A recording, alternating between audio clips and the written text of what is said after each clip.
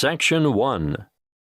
You will hear a conversation between an officer of the Small Claims Tribunal and a consumer who wants to make a claim. First, you have some time to look at questions 1 to 6.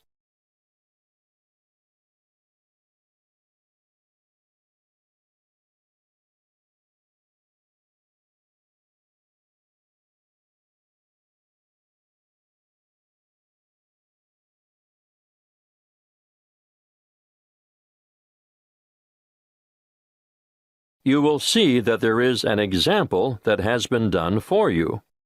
On this occasion, only the conversation relating to this will be played first. Good afternoon. How can I help you? Good afternoon. I'd like to lodge a claim. Certainly. Name? Emily Jane Appleby. Appleby. That's an unusual name. Sorry, what did you say your first name was again? Emily Jane. The woman gave her first name as Emily Jane, so Emily Jane has been written in the space. Now we shall begin. You should answer the questions as you listen, because you will not hear the recording a second time. Listen carefully and answer questions 1 to 6. Good afternoon. How can I help you? Good afternoon. I'd like to lodge a claim. Certainly. Name? Emily Jane Appleby. Appleby. That's an unusual name. Sorry, what did you say your first name was again? Emily Jane. Now, Miss Appleton, could you please fill in this claim form? I've never done that before. Can you help me? Yes, of course. The first part is for the claimant's details. Where do you live? At 1 Uranga Street, Durham. How do you spell Durham? Durham. Of course, I should know that. But it's just one of those names that sounds quite different from the way you spell it. It is confusing. I've seen it spelt with 2 R's. And what's the postcode for Durham? 4105. Good. And do you work? No, not at the moment. Okay, so no work number. What about a home phone number? Yes, I can give you that. It's 7848-3762. 7848? 3762. Right. Now, this part here is for the respondent's details. Who's the respondent? The individual person, company or business that you're claiming against. Is the claim against a landlord, tenant, trader or driver? Well, it's a company that sells home appliances. So that's trader then. Just a moment while I write that down. ABC Appliances, actually. Oh, now this part is really important. If the respondent is a company, you must have the company's full and correct name and registered address. I've looked it up on the internet, and it's ABC Appliances Limited. Good. If we don't get this part absolutely right, you won't have a legal claim. And their registered address? Yes, I've got that written down here. Just a minute. It's, 17 Brown Avenue. That's in Barden, isn't it? I think I know the place. My wife bought a vacuum cleaner there last month. Yes, Barden. Have you got the postcode for Barden? It's really similar to mine. Wait a moment. I'd better make sure I get it right. 4065. That's it. And what's the telephone number for ABC Appliances? Oh, 7232-4681. Good. Got that. Now, in the third part of this form, we get to the actual goods or services that are in dispute. I assume you made a purchase from them. Yes, that's right. On the 3rd of February, 2011. And did the goods have any sort of guarantee or warranty? Yes, but only for 6 months. So it was just a 6-month warranty. Yes, they offered me an extended warranty for 3 years. but I would have had to pay extra for that. Oh, I see. Before you hear the rest of the conversation, you have some time to look at questions 7 to 10.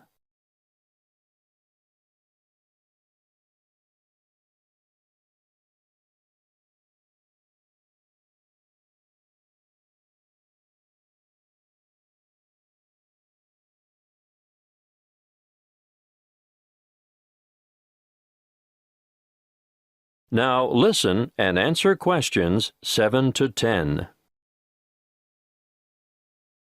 You'll need to give a full description of the goods involved, the nature of the defect or fault, and any other relevant particulars.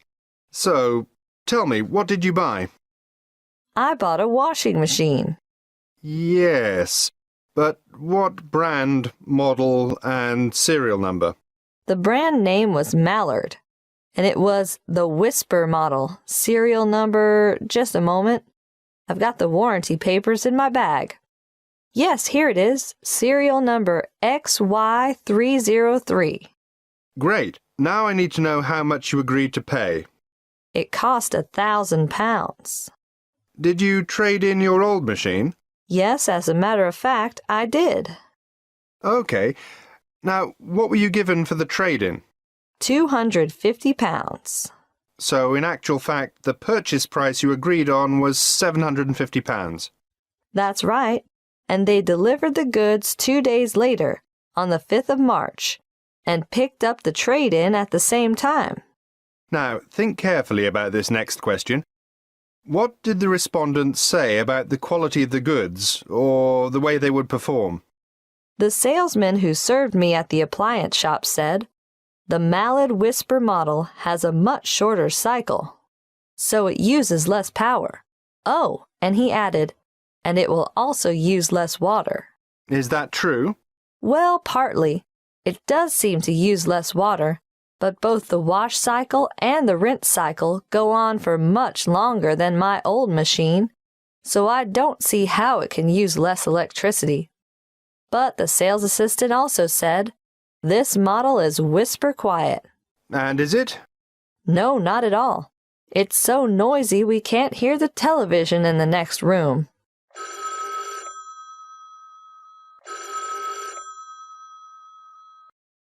Excuse me, I have to answer that. Would you mind waiting? I'll get back to you in a minute. That is the end of Section 1. You now have half a minute to check your answers.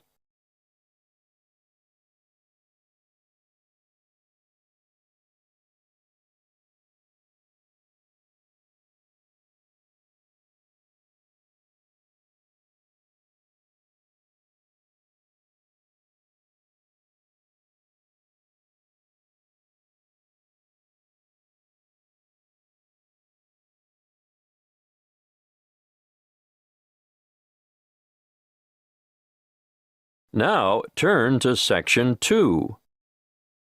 Section 2. You will hear a representative from Dreamtime Tours giving information about a particular tour option. First, you have some time to look at questions 11 to 14.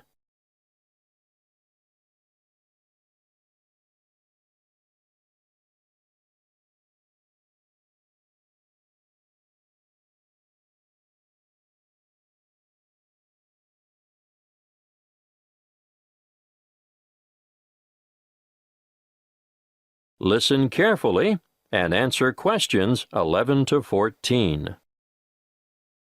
Dreamtime Tours have just the tour for you. The one I have chosen to talk to you about today is what I consider our best tour. It will take you from coast to mountain and back again. You'll spend a memorable and very comfortable day traveling in air-conditioned luxury. You'll see from our brochure that we have 4 pickup stops along the coast, and about 20 minutes after we pick up our last passenger for the day, we'll be stopping off briefly at a magnificent housing development, marina, and shopping complex. You'll be able to admire some of the most expensive and lavish houses on the coast. And here we'll take a quick walk around the waterfront. Now, despite its name, Hope Island, we can reach it without getting our feet wet or taking a boat ride. Hope Island is connected to the mainland by bridges. From there, we head inland to the beautiful Tambourine Mountain. You'll have time to browse in the many specialty shops, or you can sit and relax at a friendly outdoor cafe. We board the bus again and pass through an old timber milling town on our way to O'Reilly's Green Mountains.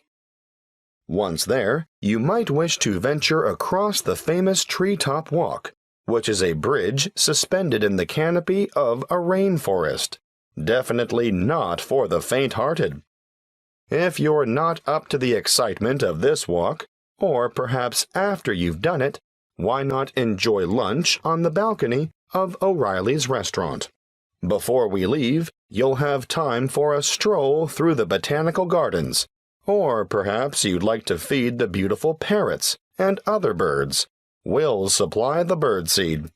From O'Reilly's, we travel to an alpaca farm for a demonstration, and of course, there'll be a photo opportunity for you with these gorgeous animals before returning to the coach for the journey back to your original departure point.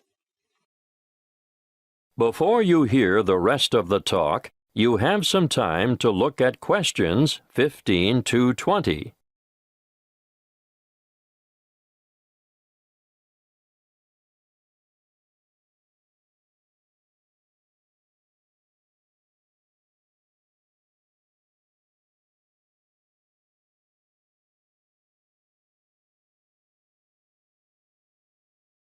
Now listen and answer questions 15 to 20.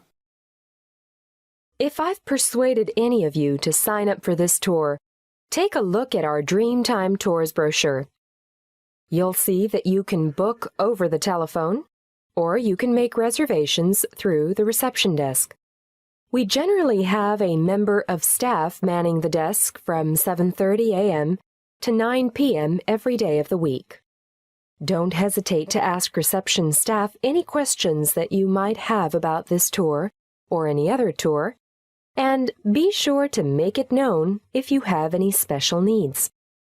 We'll do our best to make your trip rewarding and worthwhile. If this is the tour you want, be sure to specify Green Mountain Tour, and note that these excursions are full-day tours on 3 days of the week only, Sunday, Monday, and Friday, although we're hoping to have a Saturday tour available by next year. You'll see that fares are extremely reasonable, with each adult paying just $37. Now, that's not bad for a trip of around 280 kilometers, is it? If you want to bring the family, obviously, the Family Pass is great value at $94. That includes 2 adults and 2 children. But if you're an older adult, over 65, in other words, a senior citizen, your fare is discounted too. You'll pay a bit less than the full adult rate. Please note the departure times. We adhere to these strictly. The coach will leave the southernmost point of Coolangatta at 10 to 8 sharp, travel through Burleigh, and on to Surfer's Paradise, which is our most popular pickup point, departing from there at 8:30 in the morning.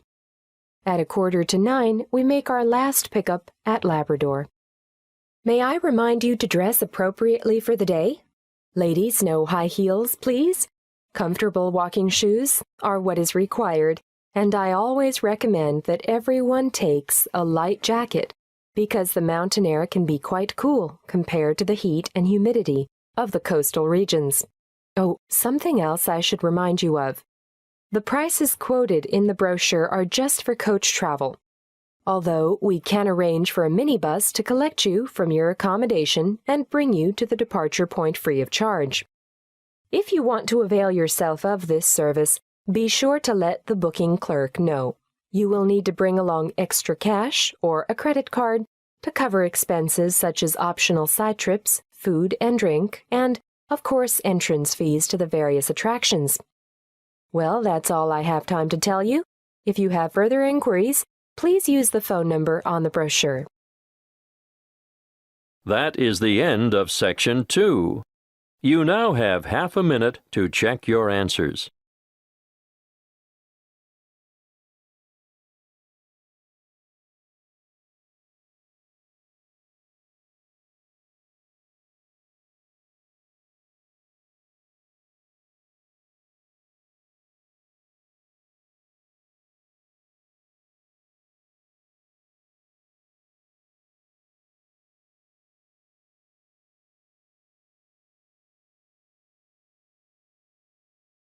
Now, turn to Section 3. Section 3. You will hear a conversation between two training college students and their liaison officer who is enrolling them in a volunteer program which provides English language support in a local secondary school. First, you have some time to look at questions 21 to 25.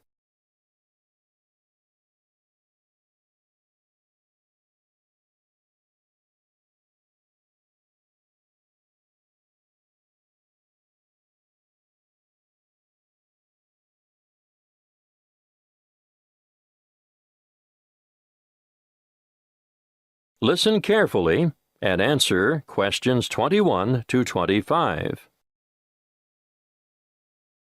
Come in and sit down, Lester. Sharon, I can see you're keen to know more. To start with, I'd just like to say that we value volunteers highly and recognize their importance and assistance in the provision of quality education. Thank you. We're looking forward to helping out.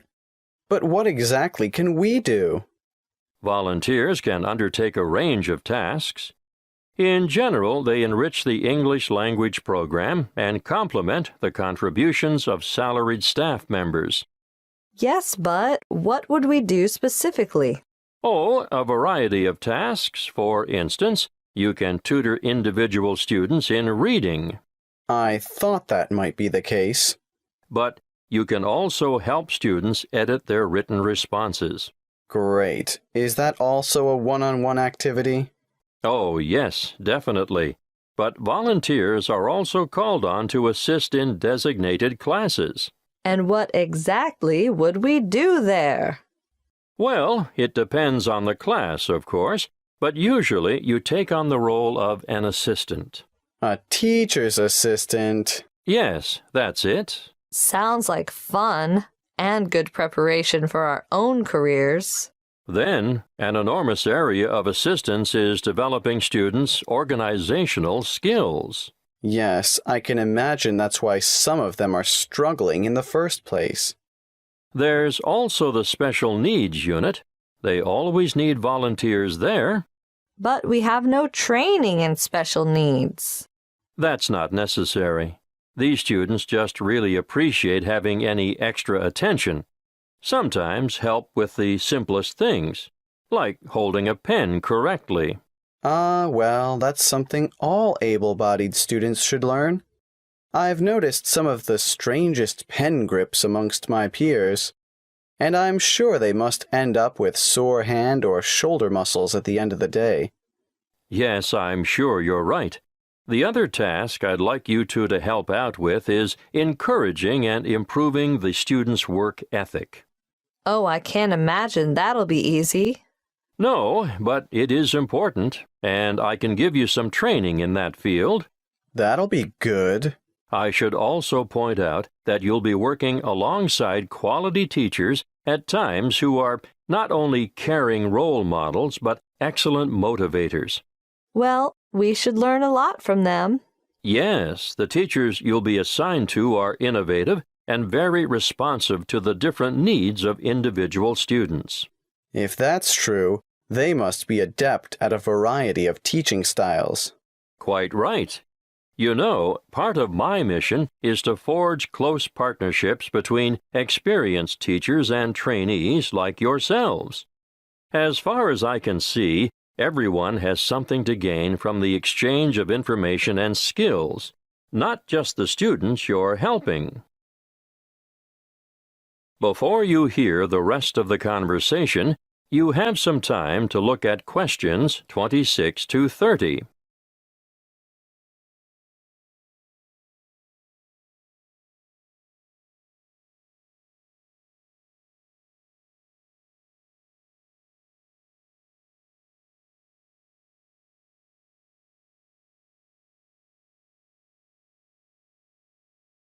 Now listen and answer questions 26 to 30. There are a number of interesting developments going on at the moment, and I've chosen you two because of your varied academic backgrounds. Now you, Sharon. I majored in business studies before I came to Teachers Training College. Yes, exactly. Well, I've always been more interested in science, marine biology in particular. Yes, I think it's quite exciting. The school you're going to assist at is augmenting the number of vocational learning experiences offered within its subjects. Educational philosophy these days seems to recognize the importance of increasing practical components in the curriculum. Areas of development being pursued include building and construction, agriculture, business education, and hospitality. But the Marine Studies course is already well developed. Oh, now I see where we fit in. You'll find that the school has an excellent library and audio-visual collection. There are 3 computer laboratories and a special needs network with 6 stations. Ah, they are well equipped. Wait till you see their independent learning center. What's so special about their ILC? They have the most sophisticated self-learning software I've ever seen in this region of the country. Really? Uh-huh. And there's a wide number of extracurricular activities, an extensive sporting program. Oh, sport? Not my thing at all. Well, no, maybe not. But they also promote students' participation in different scholastic competitions. I'm impressed. I think we're going to enjoy this. That is the end of Section 3. You now have half a minute to check your answers.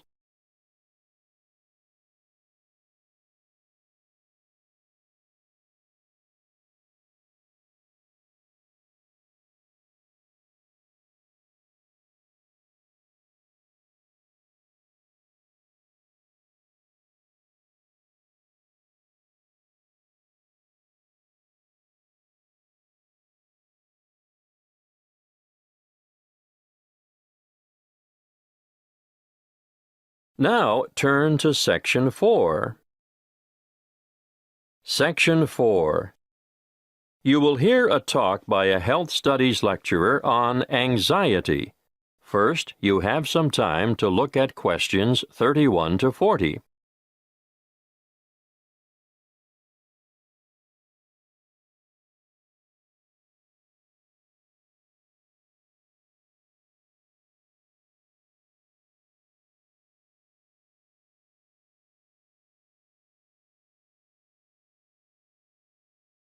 Listen carefully and answer questions 31 to 40.